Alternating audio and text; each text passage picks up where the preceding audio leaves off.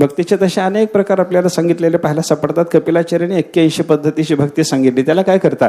पण आत्ता आपल्याला नवविधा भक्तीचा विचार. साधारणपणे भक्ती म्हणली की नवविधा भक्ती असं आपल्या डोक्यात असतं. नारदाने भक्ती सूत्रामध्ये एकधा अपि एकादशधा भवती म्हणून 11 भक्तीचे प्रकार सांगितलेले आहेत. कोणी 11 सांगेल, कोणी 81 सांगेल, कोणी 3 सांगेल, कोणी 9 सांगेल. वेगवेगळ्या संख्येनं भक्तीचा विचार आपल्याला शास्त्रकारांनी सांगितलेला पाहायला सापडतो. त्याच्यात नवविधा भक्तीचं चिंतन जे आलेलं आहे ते प्रल्हादाच्या मुखातून भागवतात आपल्याला ऐकायला मिळतं. प्रल्हादाला जेव्हा हिरण्यकश्यपूने पाठशाळेत पाठवलं, ऐका, हिरण्यकश्यपूची पाठशाळा होते, षंडामर्कांची ती पाठशाळा. दैत्य कुलाला उचित अशा पद्धतीचं शिक्षण प्रल्हादाला दिलं जावं याच्याकरता त्या शाळेत पाठवलं. आणि हिरण्यकश्यपूनं त्या प्रल्हादाच्या करता जे 2 गुरु नेमले होते, षंड आणि अमर्क, शुक्राचार्याची 2 मुलं, या दोघांना सांगितलं होतं की आमच्या पोराला शाळेत घेऊन जा आणि याला दैत्य कुळाला उचित शिक्षण द्या. भगवान महाविष्णूचा द्वेष शिकवा, याला देवाला मारून टाकायची बुद्धी याच्या अंतःकरणामध्ये निर्माण झाली पाहिजे अशी व्यवस्था करा, घेऊन जायला. आणि त्याला तिथं पाठशाळेत पाठवलं. पाठशाळेत प्रल्हाद जायला लागला. पाठशाळेत प्रल्हादाचं अध्ययन चालू झालं. पण गुरुजी शिकवतात तेच पोरं शिकतात का, पोरं आपल्या मनाचं शिकतात हे आपल्यालाही सगळ्याला माहिती आहे. हो, आपली पोरं शाळेत जातात, गुरुजी शिकवतात, ते पोरगं कोणी शिकतच नाही. आणि गुरुजींनी शिकवलेलं पोरगं जर शिकलं असतं तर सगळेच महामहोपाध्याय झाले असते ना. त्याच्यात काय, गुरुजी शिकवतात त्याच्याकडे लक्ष कमी असतं. आपल्या बुद्धीनं विचार करण्याचा माणसाचा विचार जास्त असतो. आणि त्याच पद्धतीने चिंतन करा. हिरण्यकश्यपूची शाळा होती दैत्याची. ऐका, दैत्य कुळाला उचित अशा पद्धतीचं शिक्षण त्या ठिकाणी दिलं जावं असं ठरलेलं होतं. तिथे शिक्षण तसंच दिलं जायचं, देवाचा द्वेषच शिकवला जायचा बरं का. म्हणजे थोडक्यात बघायचं झालं तर मदरसाच होता एक प्रकारचा तो बरं का. आणि असं तिथं चालू होतं. आणि त्या दैत्य कुळाला उचित शिक्षण तिथं दिलं जायचं. आणि तिथं प्रल्हाद शिकायला लागला. पण प्रल्हादाच्या अंतःकरणातली भक्ती मात्र काही सुटत नव्हते. हिरण्यकश्यपूनं 1 वर्षाच्या नंतर प्रल्हादाला दरबारात बोलावून घेतलं.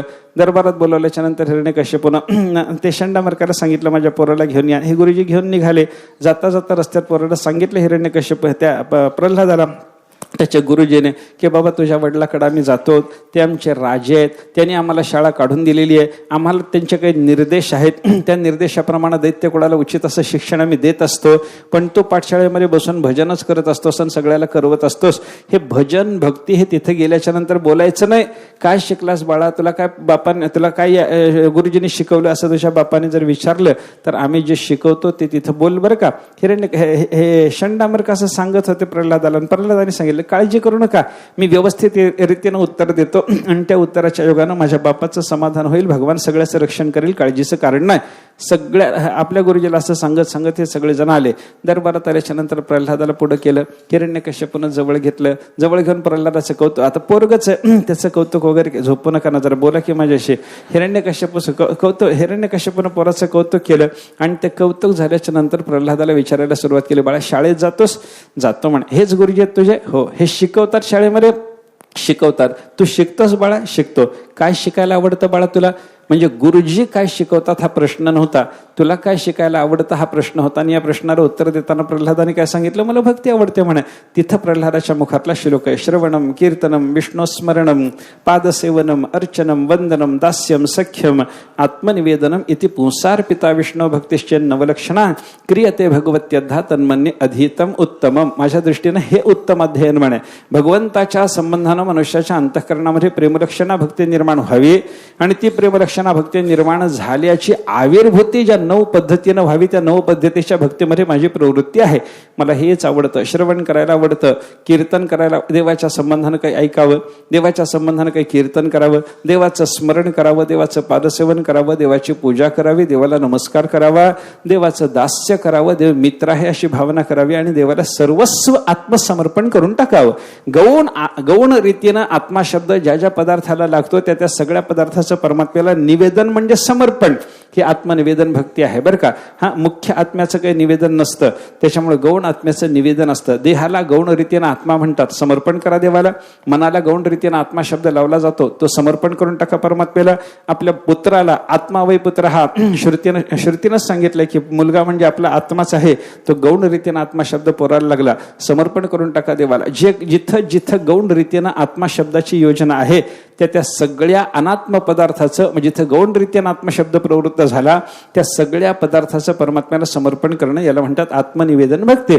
आता ही 9 प्रकारची भक्ती झाली. या 9 प्रकारच्या भक्तीतच प्रवृत्त असणं तन्मन्ये उत्तमम अधीतम, ते उत्तम अध्ययन आहे असं प्रल्हादाने सांगितलं.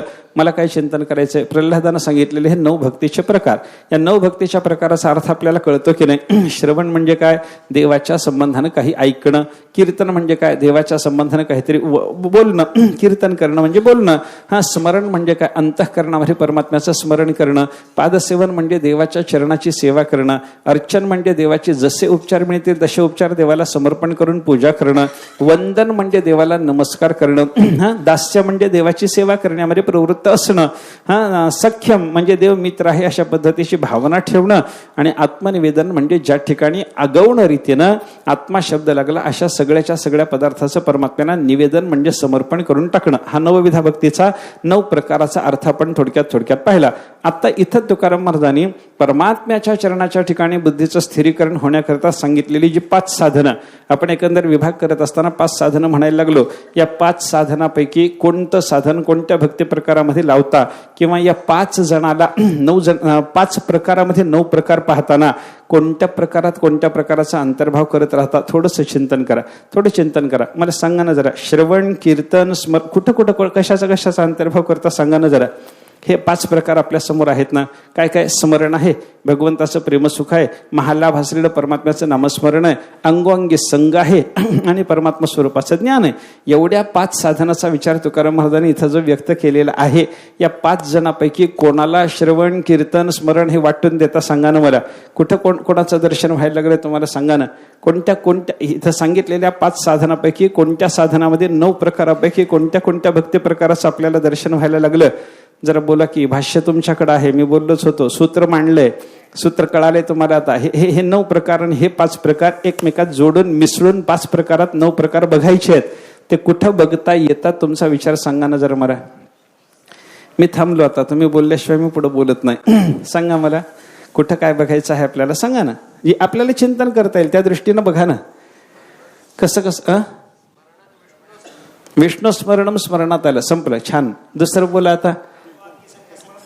अंगोअंगी संग सख्य भक्ती, बर, आनंद. पुढं 2 तरी झाले, 2 भक्तीचा प्रकार अंतर्भूत करता आला आपल्याला.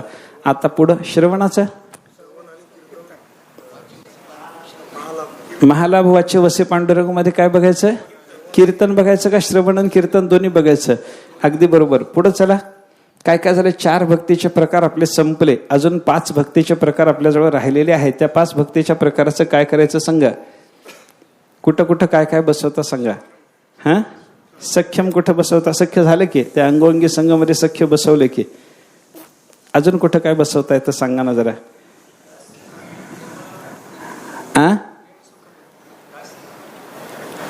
असं नक्की काही म्हणता येणार नाही ना. असं काही म्हणता येणार नाही, नक्की तसं म्हणता येणार नाही.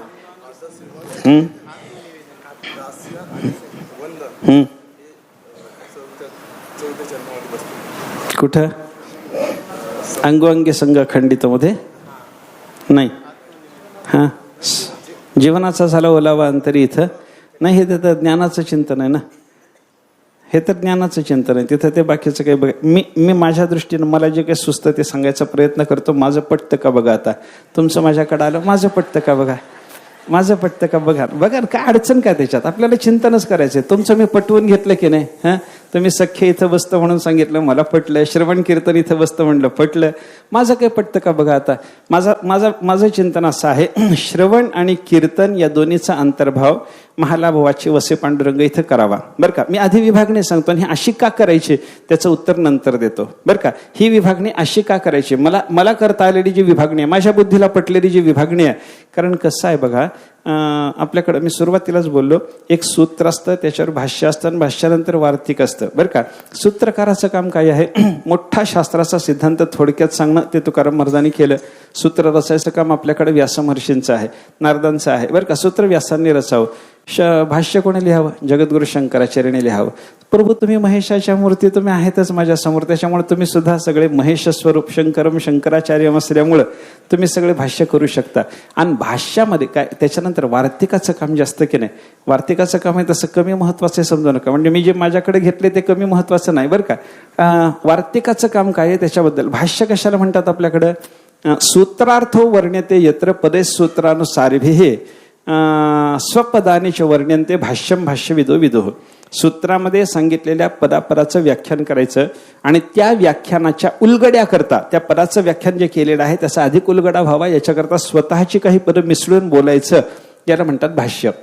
हे झालं भाष्य. वार्तिककाराचं काम थोडंसं अवघड आहे. वार्तिककाराच्या कामामध्ये वार्तिककाराला काय करावं लागतं? उक्त अनुक्त दुरुक्तानाम चिंता यत्र प्रवर्तते, हे वार्तिकाचं लक्षण दिलंय बरं का. म्हणजे त्या भाष्यामध्ये जे सांगितलेलं आहे ते खुलाशानं सांगायचं. अनुक्त म्हणजे त्या भाष्यामध्ये सांगितलेल्या गोष्टीच्या अनुषंगानं असलेल्या ज्या गोष्टी तिथं सांगितल्या गेल्या नाहीत भाष्यामध्ये त्याही सांगायच्या.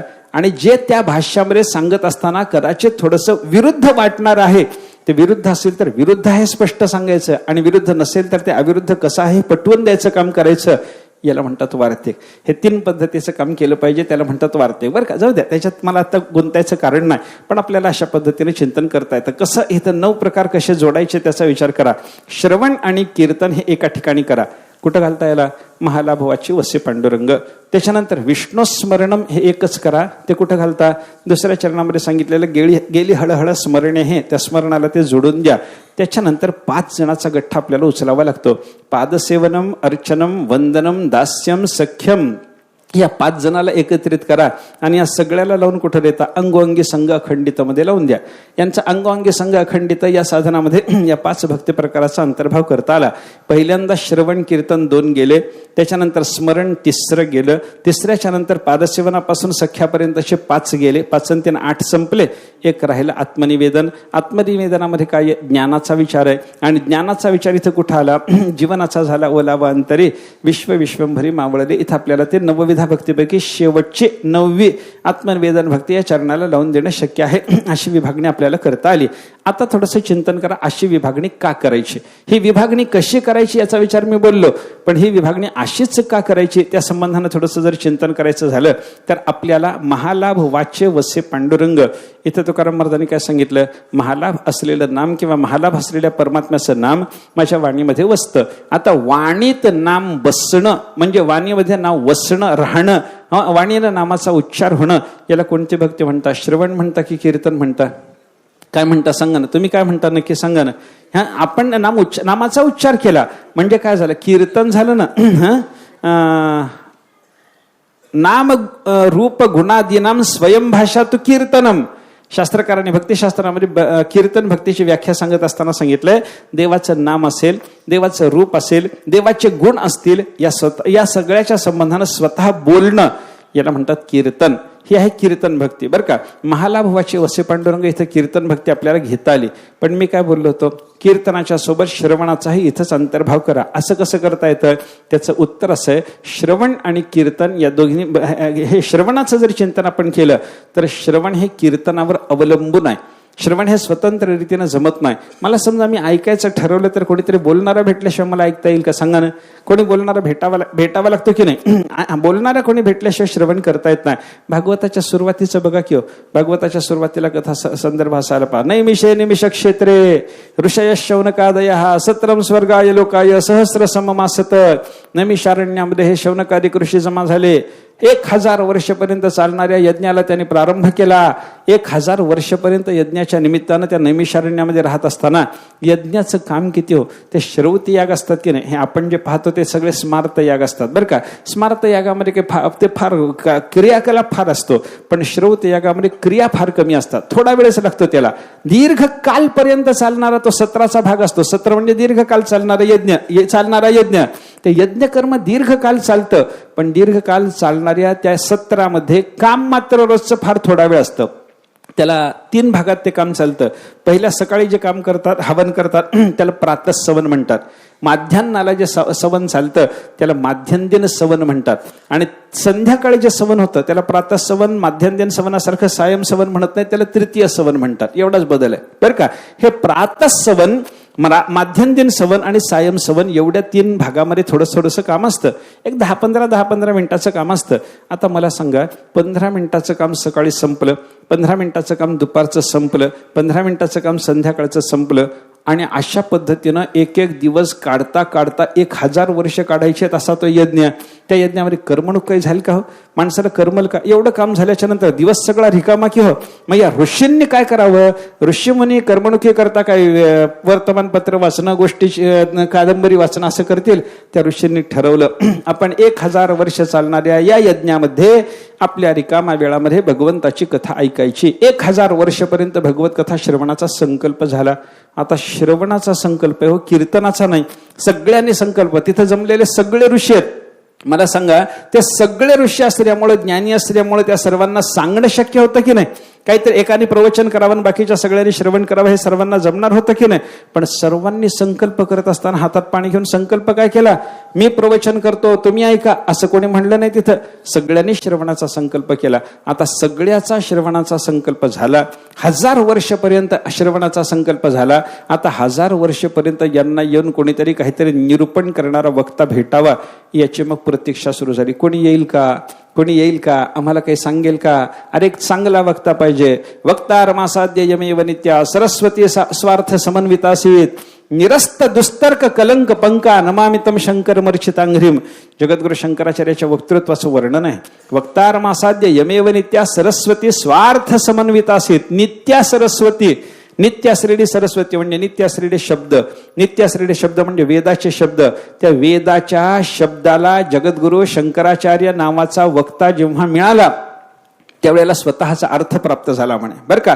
अशा निरस्त दुस्तर्क कलंक पंका, सगळ्याच्या सगळ्या वेदाच्या वाक्यावर आलेला दुस्तर्काचा जो कलंक होता, सगळ्या वेद वाक्याच्या संबंधाने लोकांनी काही दुस्तर्क करून ठेवले होते. आस्तिकांनी केले होते, नास्तिकांनी दुस्तर्क केले होते. ते सगळेच्या सगळे कलंक, दुस्तर्काचे कलंक पुसून काढण्याचं काम जगद्गुरु शंकराचार्यांनी केलं. असा वक्ता कोणीतरी भेटावा, कोणीतरी असा चांगला वक्ता भेटला पाहिजे, आणि त्यानं आपल्याला 1000 वर्षपर्यंत भगवंताची कथा सांगितली पाहिजे, अशी सगळ्या ऋषींना इच्छा झाली.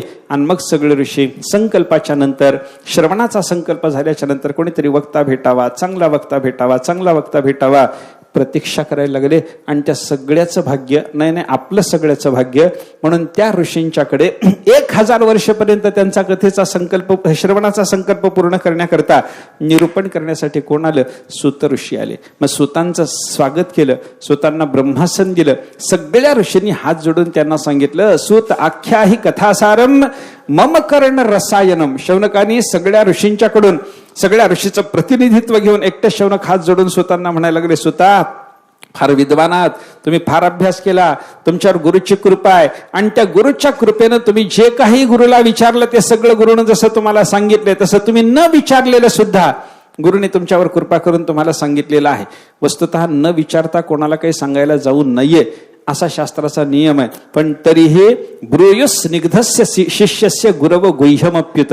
भागवताने सांगितलेला एक नियम वेगळ्या पद्धतीचा असा आहे की ज्या शिष्याने गुरुची सेवा करून विशेष कृपा संपादन केलेली आहे, आणि ज्या शिष्याचा कधीही पराभव होऊ नये असं आता कृपा करून गुरुला वाटायला लागतं, ते गुरु त्या शिष्याला त्यानं न विचारलेलं सुद्धा सांगत असतात. सुतांना सगळ्या ऋषींनी सांगितलं, तुम्ही न विचारलेले तुमच्या गुरुनं सांगितलेलं आहे, म्हणजे सगळं तुम्हाला ठाऊक आहे. तुम्ही विचारलेले कळाले तुम्हाला, तुम्ही न विचारलेले तुम्हाला कळाले. आता सांगा, आम्हाला सांगा, आम्ही 1000 वर्षपर्यंत कथा श्रवणाचा संकल्प केलेला आहे. आमच्या कारणाला सुद्धा कोण बोलतं? शौनक. शौनक कोण आहेत? कुलपती. आणि कुलपती शब्दाचा अर्थ काय? 10,000 विद्यार्थ्यांना अन्न पाणी हे सगळं देऊन त्याला ज्या शास्त्राचा अभ्यास करायचा असेल त्या शास्त्राचे सगळे ग्रंथ आणि त्या शास्त्राचे गुरु आणून द्यायचे, त्याचा अभ्यास करून घ्यायचा, आणि त्याचा अभ्यास चाललाय तो बरोबर चाललाय की नाही हे तपासायची क्षमता त्याची स्वतःची असावी, त्याला म्हणतात कुलपती. 10,000 विद्यार्थ्यांना सांभाळायची क्षमता, आर्थिक बळ मोठं पाहिजे.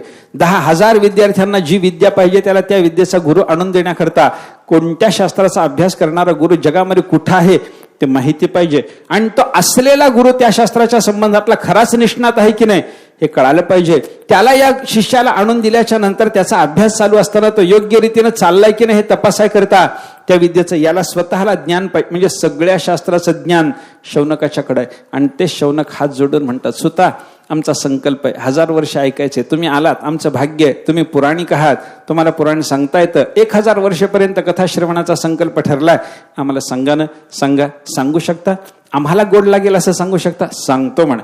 सुताने अभिमानानं सांगितलं, मी सांगू शकतो, तुम्हालाही कानाला गोड लागेल अशी कथा मला सांगता येते. बरं, चांगली गोष्ट आहे, सांगा म्हणे. 1000 वर्ष कथा श्रवणाचा संकल्प आहे. तुम्ही किती दिवस राहता? 1-2 दिवस तरी येता.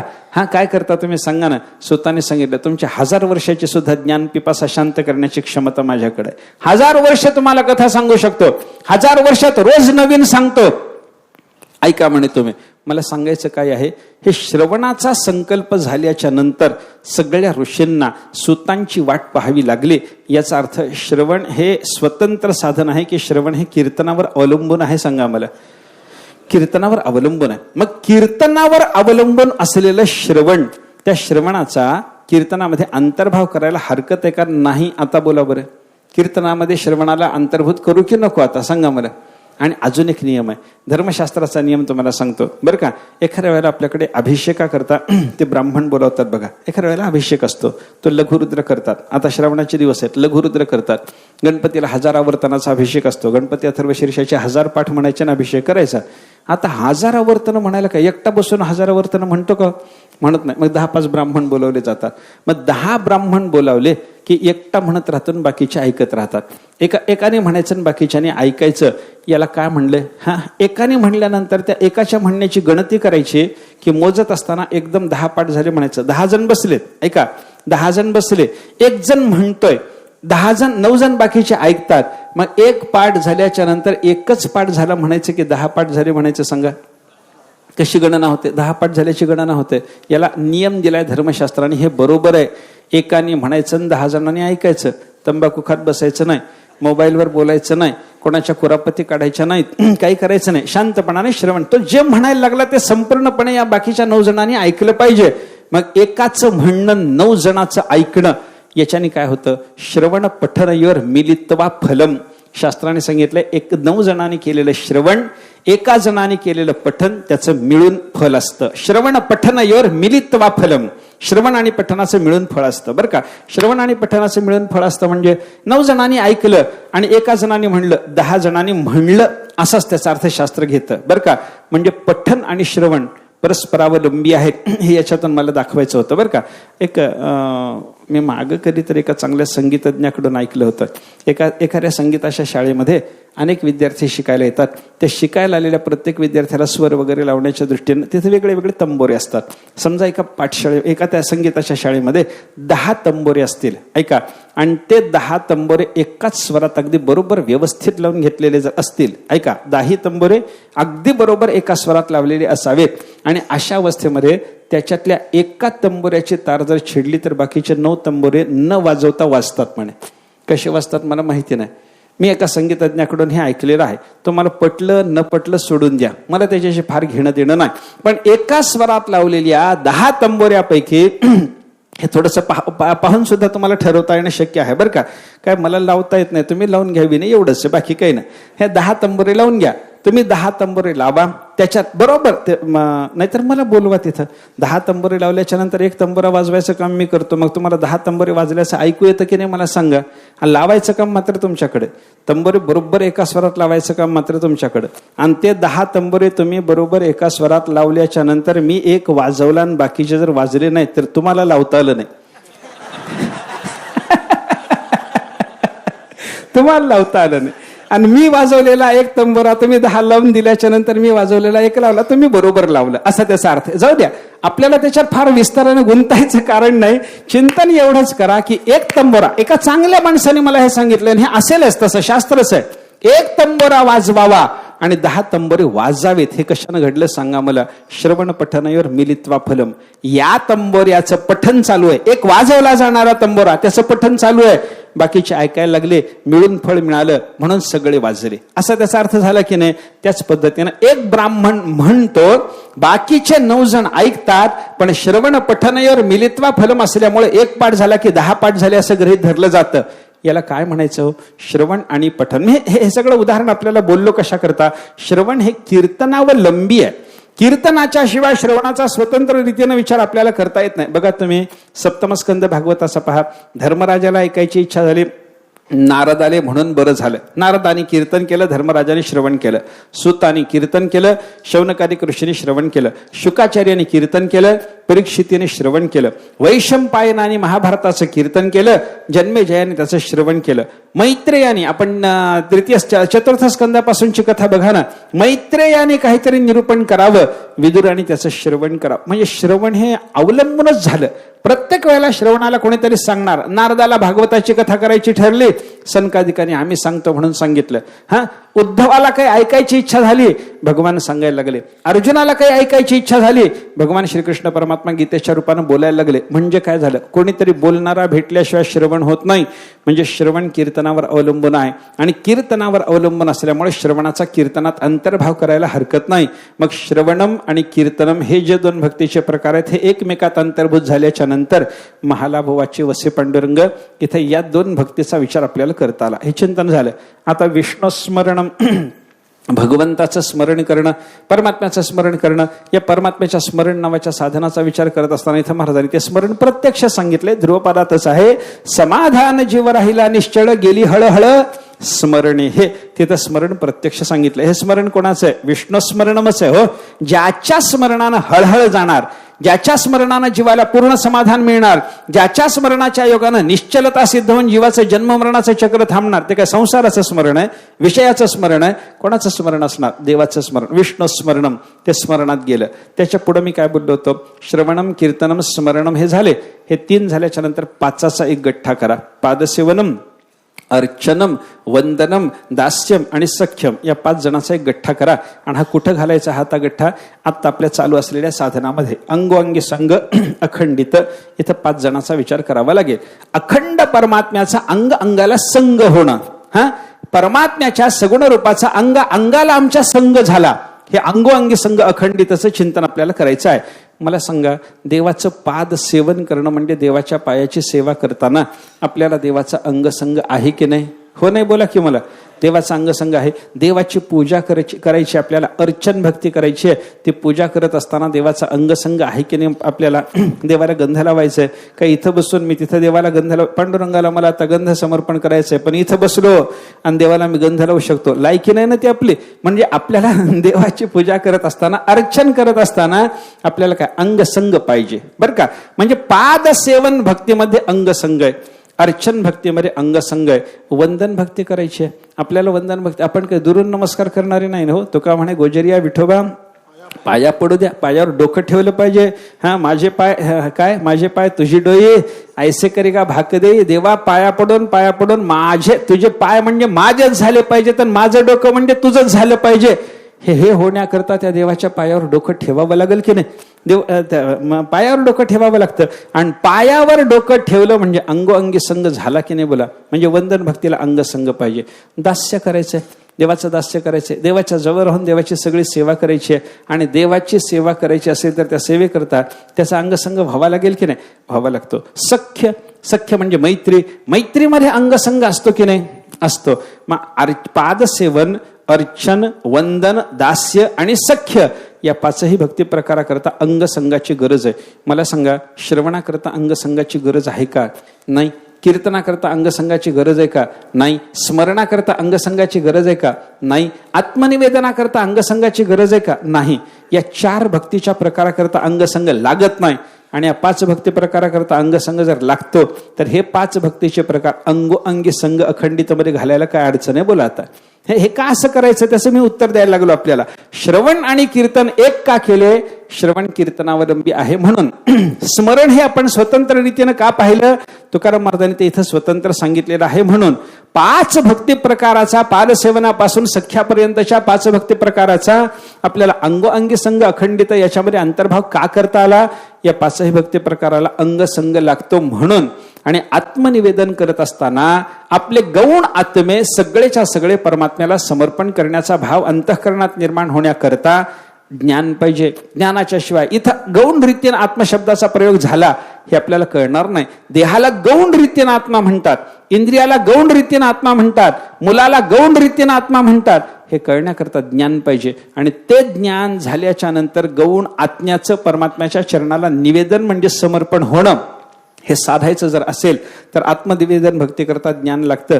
मग जीवनाचा झाला ओलावा अंतरी, विश्वंभरी मावळले. इथं ज्ञानाचं चिंतन महाराज सांगतात. म्हणून ज्ञानाचं चिंतन सांगणाऱ्या या 5व्या साधनामध्ये आपल्याला आत्मनिवेदन भक्तीचा अंतर्भाव करता येतो असं मला वाटतं. तर हे मला वाटलेलं बरोबर आहे की नाही हे तुम्ही सांगायचं. कारण मला वाटलेलं ते कसं वाटलं त्याची कारण काय, मी तुमच्या समोर कारणं ठेवलेली आहेत. आता हे सगळं बरोबर वाटलं का, याच्यापेक्षा काय अजून वेगळं चिंतन करायचं बोला, सांगा ना, मला कृपा करा की जरा बोला की कसं आहे सांगा ना. हे बरोबर आहे का चुकलं, काय चुकलं असलं तर पुन्हा बदलून चिंतन, त्याला काय लागलं.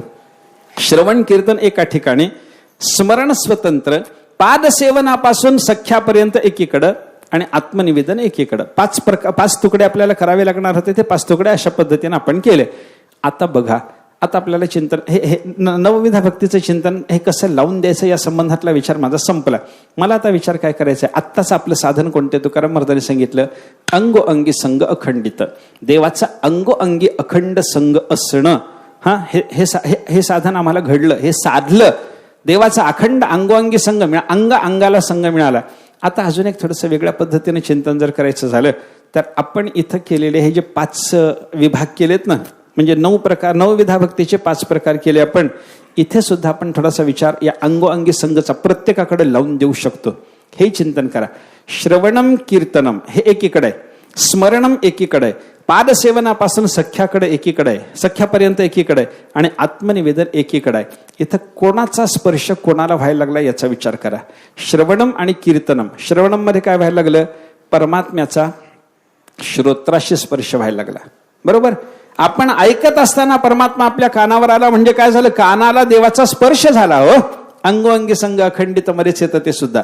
देवाचा काना म्हणजे अंगोअंगी संघ अखंडित, इथं 9 भक्ती प्रकार घेता येतात. हा एक वेगळा विचार आहे का आता, ऐक नाही.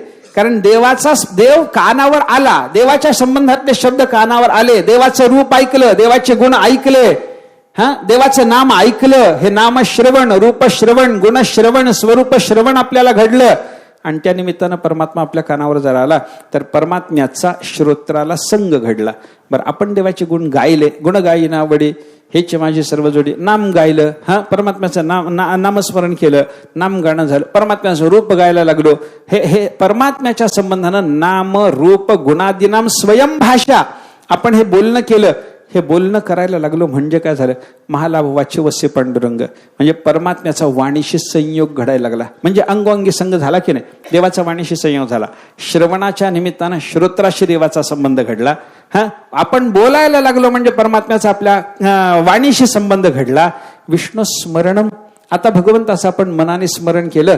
मनाने देवाचं स्मरण करत असताना कोणत्या इंद्रियाला देवाचा स्पर्श झाला सांगा ना. अंगोअंगी संग कोणत्या अंगाला संग घडला देवाचा, कोणत्या अंगाला? अरे मनाने देवाचं स्मरण करणं कोणत्या इंद्रियांनी करता तुम्ही? स्मरण डोळ्यांनी करता, स्मरण कानाने करता, श्रवण पायाने करता. कसं करता स्मरण, कसं करता तुम्ही सांगा ना. स्मरण कोण करतं? स्मरण करण्याचं काम कोणत्या इंद्रियाचं? मनाचं. मग मन स्मरण करतं. मग मन जर स्मरण करणार असेल तर भगवंताच्या स्मरणाच्या निमित्तानं आपल्या मनाशी भगवंताचा संग घडला की नाही बोला. अंगोअंगी संग अखंडित, मनाला संबंध घडला, कानाला घडला, वाणीला घडला, मनाला घडला. आता आपण काय म्हणायला लागलो, पादसेवन, अर्चन, वंदन, दास्यन, सख्य याच्यामध्ये अंगोअंगी संग होतं म्हणजे देहाला घडायला लागला. देहाला देवाचा संबंध संबंध घडला. आणि आत्मनिवेदन भक्ती करत असताना, ऐका, आत्मनिवेदन भक्ती करत असताना कोणाला परमात्म्याचा संबंध घडायला लागलाय, तिथं आत्मस्पर्शाचा विचार येतो. आत्मस्पर्शाचा विचार येतो. गौण आत्मे सगळे परमात्म्याला निवेदन करणं, किंवा मुख्य आत्मा जो आपला आहे तो कूटस्थ रूपातला आत्मा ब्रह्मस्वरूपामध्ये विलीन करून टाकणं हे सुद्धा आत्मनिवेदनाचं एक प्रकारचं. आणि असं आत्मनिवेदन जर साधलं तर घडणारा स्पर्श कोणता? अंगोअंगी संघ कोणाचा घडायला लागला? आत्म्याला संघ घडायला लागला आणि तो परब्रह्माचा संघ घडायला लागला, असं आपल्याला चिंतन करता येईल बरं का. अशा 9विधा भक्तीचा विचार करत असताना इथंच सांगितलेल्या 5 प्रकारात 9 भक्ती वाटून देणं तेही जमतं. किंवा अंगोअंगी संघ अखंडित या एकाच साधनामध्ये 9ही भक्ती प्रकाराचा अंतर्भाव करून पाहणं तेही जमतं. कशा पद्धतीने पाहायचं तुम्ही ठरवा. पण अंगोअंगी संघ अखंडित याचा थोडासा विचार आपल्याला आता करावा लागणार आहे. अंगाला देवाचा संघ घडणं हे जे तुकाराम महाराजांनी सांगितलं त्याच्यामध्ये आपण 5 भक्तीचे प्रकार आणले. त्या 5ही भक्ती प्रकारामध्ये देवाचा अंगसंग आपल्याला घडतो. त्याच्यात पहिलं काय? पादसेवनम, देवाच्या चरणाची सेवा करणं. देवाच्या चरणाची सेवा करणं म्हणजे काय? देवाचे पाय दाबणं, भगवान श्रीकृष्ण परमात्मा सगळ्या गोपाळाच्या बरोबर खेळत असताना जर थकले, ऐका, देव जर थकले, थोडं थकवा देवाच्या चेहऱ्यावर जाणवायला लागला तर ते गोपाळ सगळे देवाच्या भोवताली जमा व्हायचे आणि देवाला म्हणायचे, देवा थोडी विश्रांतीची गरज आहे तुम्हाला, थोडे या, पडा इकडे या. कोणीतरी लगेच जायचा की पालापाचोळा अंथरायचा. देवाला शय्या तयार झाली. कोणीतरी एक गोपाळ देवाच्या उशाच्या बाजूने बसायचा आणि म्हणायचा, देवा हे माझी मांडी उशीसारखी वापरा, ठेवा याच्यावर डोकं. हा, गोपोत्संगोपबर्हण, हा उपबर्हण म्हणजे उशी, हा तक्क्या, उपबर्हण केलं कशाचं? गोपाच्या उत्संगाचं. उत्संग म्हणजे मांडी. त्या गोपाळाच्या मांडीची देवानी उशी करायची आणि पडायचं. हा, दुसरा एक दोन गोपाळ यायचे ते म्हणायचे, देवा तुमचे आता पाय दुखत असतील ना, थोडे पाय दाबून देतो. कोणी पाय दाबायला लागायचा, कोणी देवाला वारा घालाय. ही काय, ही कोणती भक्ती आहे? सगळी पादसेवन भक्तीच आहे. कोणी देवाला झोपाय करता शय्या करून देतो तेही पादसेवनच. कोणी देवाला उशी करून देतो आपल्या मांडीची तेही पादसेवनच. कोणी देवाला वारा घालतो तेही पादसेवनच. आणि कोणी देवाला जर पाय दाबून देत असला ते तुलसीरामायणात आहे पहा, बडभागी अंगद हनुमाना चरण कमल चापत विधी नाना. हे अंगद आणि हनुमान फार भाग्यवान आहेत म्हणे. बडभागी अंगद हनुमाना, अंगद आणि हनुमान फार मोठे भाग्यवान. का? चरण कमल चापत म्हणजे दाबतात, देवाचे चरण कमल दाबून देतात. विधी नाना, वेगवेगळ्या प्रकाराने. वेगवेगळ्या प्रकाराने म्हणजे ते पाय कसे दाबावं त्याची अक्कल पाहिजे, नाहीतर ते कळालं पाहिजे ना, व्यवस्थित रीतीने पाय दाबता आलं पाहिजे. नाहीतर कसे कुठं काय करायचं काही कळतच नाही काही लोकांना. दाबतात जोरात ते, म्हणजे पाय दाबायचे आहेत का पाय कापायचे हेच कळत नाही काही वेळेला. ते चरण कमल चापत विधी नाना, वेगवेगळ्या पद्धतीने चरण कमल भगवंताचे दाबून देवाला समाधान प्राप्त करून देणारे हे अंगद आणि हनुमान जर पाहिले तर त्यांचं काय? देवाचं पादसेवन चालू आहे. पादसेवन भक्तीचा विचार जर आपण केला तर वेगवेगळ्या पद्धतीने त्याचं चिंतन आहे. बलिराजाकडे भगवान आले. बलिराजाकडे भगवान आले. भगवंतानी मागितलं त्रिपादभूमीचं दान. ते मागत नव्हते, मागा म्हणून बलीने विनंती केली. ते सगळं सोडा, आपल्याला मुख्य पादसेवनापर्यंत जायचं म्हणून बघा. हा, बलिराजाच्याकडे आलेल्या भगवंतानी त्रिपाद भूमीचं दान मागितलं. माझ्या पायानं 3 पायाची जागा दे. पहिल्या पायानं त्यानं संकल्प केल्याबरोबर व्यापक रूप धारण केलं, त्रिविक्रम रूप झालं आणि भगवंतानी एका पायानं पृथ्वी व्यापली, दुसऱ्या पायानं अंतरिक्ष व्यापलं. भूमी अंतरिक्ष व्यापून झाल्याच्या नंतर त्या बलिराजाला वरून पाशानं बांधून टाकून भगवान दटावून विचारायला लागले, काय बली, तिसरा पाय कुठं ठेवायचा सांग ना, जागा दाखव ना. अरे 3 पायाची जागा घेऊन तुम्हाला धड मांडी घालून बसता येणार नाही असं मला बोलत होतास, पण माझ्या पायानं 3 पायाची जागा देणं तुला जमेल का? एक पायानं सगळी पृथ्वी, तुझी संपत्ती सगळी पृथ्वी मानणं, इथं मी पाय ठेवला ना, व्यापली ना. अंतरिक्ष सुद्धा तुझ्या संपत्तीचा भाग जर असेल तर तेही दुसऱ्या पायाने व्यापलं ना. आता तिसरा पाय कुठं ठेवायचा सांग बली. बलिराजाने देवाला काय सांगावं? बलिराजा म्हणायला लागला, देवा माझ्या मस्तकावर तुम्ही आपला तिसरा पाय ठेवून द्या. कारण बलिराजाने तिथे संवाद केला देवाशी. देवाला बलिराजाने विचार, हे भागवतात नाही, अन्य पुराणात आहे, अन्य संतांनी सांगितलेल्या बलिराजाच्या चरित्रामध्ये असं येतं. बलिराजा हसत हसत देवाला बोलायला, वरून पाशाने बांधला गेलेला आहे. देव दटावून विचारतायत तिसरा पाय कुठे ठेवायचा म्हणून देव विचारतात. दोन्ही प्रकारचे भूमी आणि अंतरिक्ष ही दोन्ही प्रकारची संपत्ती देवाने एका एका पायाने व्यापून काढून घेतलेली आहे आणि तिसरा पाय कुठे ठेवायचा म्हणून दटावून देव विचारत असताना बलिराजा मात्र शांत होता, सात्विक धैर्यात होता. शांतपणानं बलिराजानं देवाला विचारलं, म्हणजे देवा माझ्या प्रश्नाचं एका उत्तर द्या. काय प्रश्न? बलिराजाला देवाने सांगितलं, बरे तिसऱ्या पायाची जागा दाखव रे, प्रश्नोत्तराची वेळ नाही, नंतर होतील म्हणे प्रश्नोत्तर. काय? त्याने सांगितलं, देवा तुम्हाला तिसऱ्या पायाला जागा पाहिजे ना, तुम्ही जे मला विचारायला लागला तिसरा पाय कुठे ठेव म्हणून जे तुमचं म्हणणं आहे, तर तिसरा पाय ठेवायला तुम्हाला जागा दाखवायची आहे, याच्याकरताच मी प्रश्न विचारतो म्हणे. संबंध आहे माझ्या प्रश्नाचा तुमच्या दान मागण्याशी. काय? तिसरा पाय ठेवायला जागा पाहिजे, मी तुम्हाला विचारतो, मी एक प्रश्न विचारतो त्याचं उत्तर द्या. मग देवाने सांगितलं, विचार ना. बलिराजा म्हणायला लागला, मला हे सांगा देवा, म्हणे धन मोठं असतं की धनवान मोठा असतो? कोण मोठं तुमच्या मते? काय, धन मोठं की धनवान मोठा? धनवान मोठा. धनवान मोठा, बरोबर आहे. देवाने सांगितलं धनवान मोठा असतो ना, देवा असतो. बलीनं सांगितलं, एका पायानं तुम्ही व्यापलेली पृथ्वी माझं धन आहे, एका पायानं व्यापलेलं अंतरिक्ष हे माझं धन आहे, आणि या दोन्ही प्रकारच्या धनाचा स्वामी मी धनवान आहे, माझ्या मस्तकावर पाय ठेवा. तिसरा पाय ठेवायला या 2 पायाला मिळालेल्या जागेपेक्षा मोठी जागा मी तुम्हाला दाखवायला लागलो ना देवा. भगवंताने मान्य केलं ते, बरं का. मग पुढे देवाने त्याच्या मस्तकावर पाय ठेवला वगैरे वगैरे. हे देवाने त्या बलिराजाच्या मस्तकावर पाय ठेवणं आणि तो बलिराजाने ठेवून घेणं याला पाद सेवन म्हणता की नाही. चरणाचं आपल्या मस्तकावर धारण म्हणजे एक प्रकारचं सेवनच आहे ना. मला सांगा, आपण जे तीर्थ घेतो ना, देवाचं तीर्थ घेतो ना, त्याला तीर्थ सेवनच म्हणतात. तीर्थ सेवन असं म्हणतात बरं का. आणि मग तीर्थ सेवन केल्याच्या नंतर आपण काय करतो, आपण हातात दिलेलं तीर्थ लगेच तोंडात टाकून दिल्याबरोबर बाकीचा तिकडं तिकडं पुसून टाकलं, काल्यासारखं केलं, असं काही जमतं का?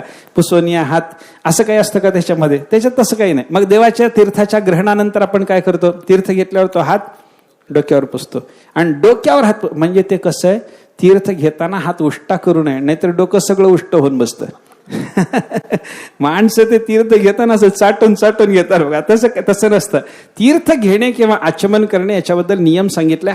हाताला मुखाचा स्पर्श न होता, म्हणजे ओठ इथला खालच्या बाजूने लावायचा, तो आत ढकलायचा ओठ, आणि ओठ इथं पूर्ण स्पर्श न होऊ देता अशा पद्धतीने लावून मग ते तीर्थ तोंडामध्ये टाकायचं असतं. मग हात उष्टा होत नाही, मग ते तीर्थ राहतं, नाही तर उष्ट होऊन बसतं. ते मस्तकाला लावायचं. याला काय म्हणतात, तीर्थ सेवन.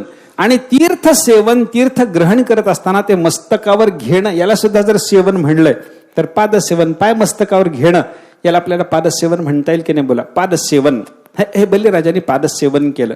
पाय मस्तकावर घेणं या पद्धतीचं पादसेवन केलं. त्याच बलिराजाच्या प्रकरणात अजून एक वर्णन आहे.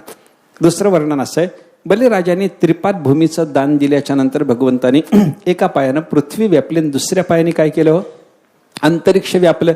तो अंतरिक्ष व्यापण्याकरता देवाचा जो त्रिविक्रम रूपातला मोठा चरण होता तो वर वर वर वर वर गेला.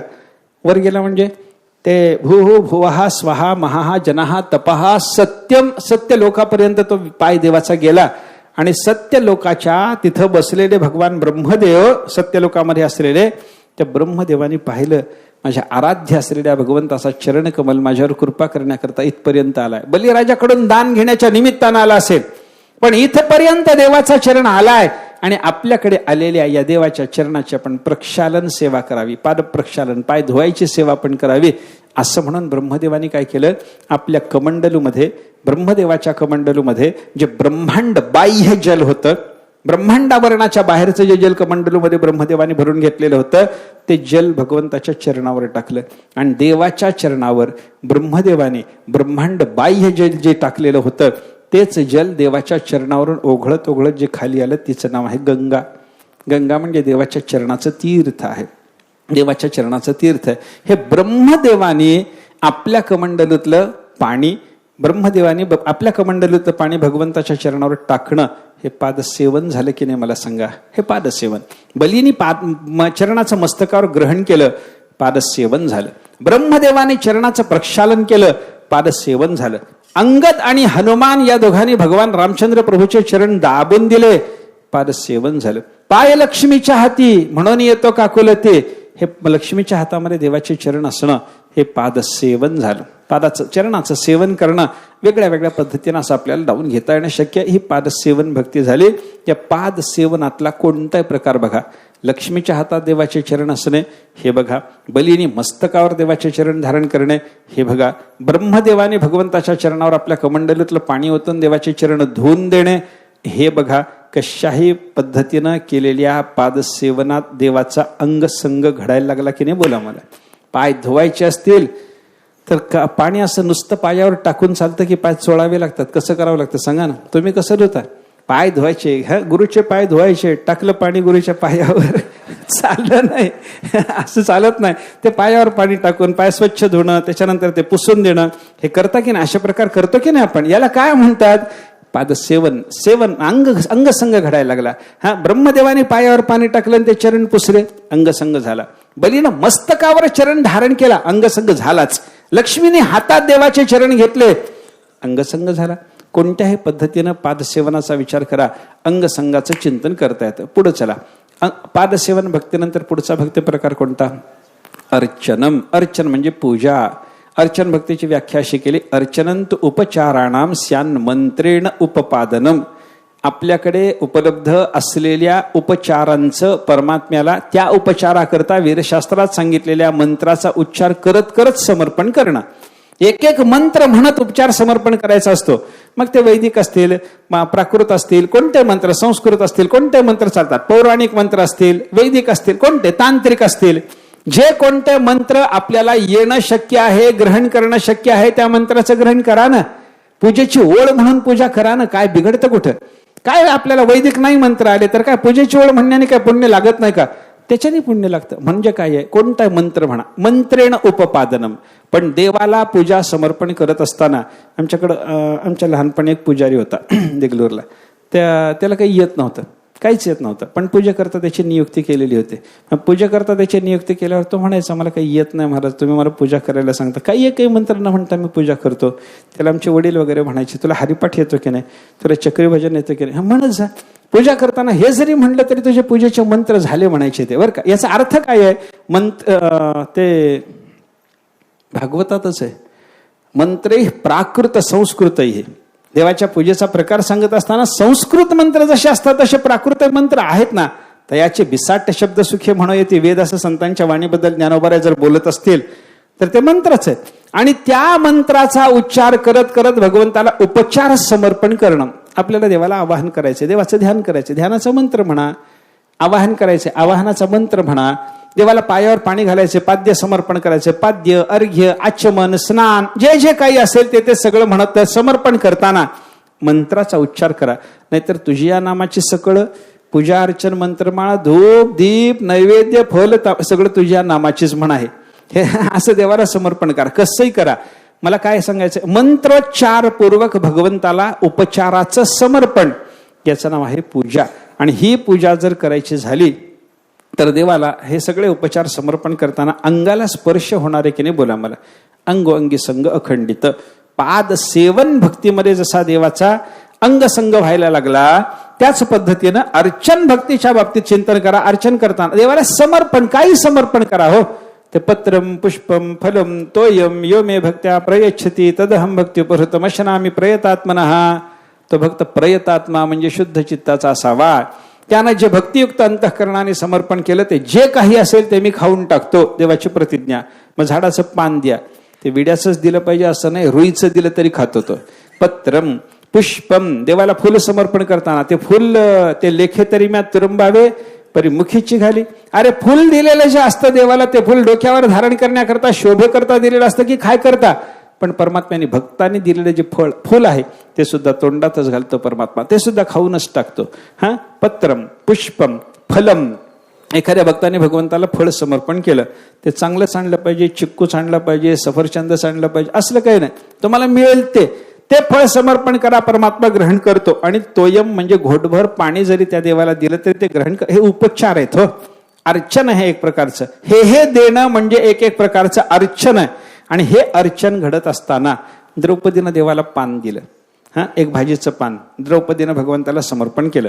एक कमळाचं फुल गजेंद्रानं भगवंताला समर्पण केलं. बोराची उष्टी फळं शबरीनं भगवंताला समर्पण केली. आणि एक घोटभर पाणी भगवंताला निवेदन करण्याचं काम रंतीदेव नावाच्या राजाने केलं. आता मला सांगा, हे देवाला देत असताना देवाचा अंगसंग आहे की नाही बोला. देवालाच पान द्यायचं असेल तर द्रौपदीला देवाच्या हातात ते पान ठेवताना अंगसंग आहे की नाही. देवालाच फुल समर्पण करताना गजेंद्राने ते फुल देवाच्या दिशेनं धरून देवाचा अंगसंग एका पद्धती, देवाने ते घेतलं असेल जर फुल तर असं हाताने देवाने ग्रहण केलं असेल तर अंगसंग घडला की नाही बोला. फळं शबरीनं दिलेली ती हातात घेऊन देवाने खाताना देवाला शबरीला देवाचा अंगसंग झाला की नाही. आणि रंती देवानी घोटभर पाणी देवाला समर्पण करताना ते देवाच्या हातात जर पाण्याचा द्रोण ठेवला असेल, वेगवेगळ्या रूपात देवानी येऊन ते पाणी अन्न वगैरे त्यांच्याजवळून घेतल्याची कथा आहे, भागवतामध्ये आहे ते विस्तारानं. मग ते देवाच्या हातात त्यांनी दिलं म्हणल्याच्या नंतर ते घेण्याकरता देवाचा स्पर्श त्यांना झाला की नाही बोला. अर्थ काय झाला, अर्चन भक्तीमध्ये सुद्धा अंगसंगाचं चिंतन आहे. पादसेवन भक्ती करा, तिथे अंगसंग आहे. अर्चन करा, तिथे अंगसंग आहे. वंदनम दास्यम सख्यम हे बघायचे, तिथे अंगसंगाचा विचार करायचा आहे.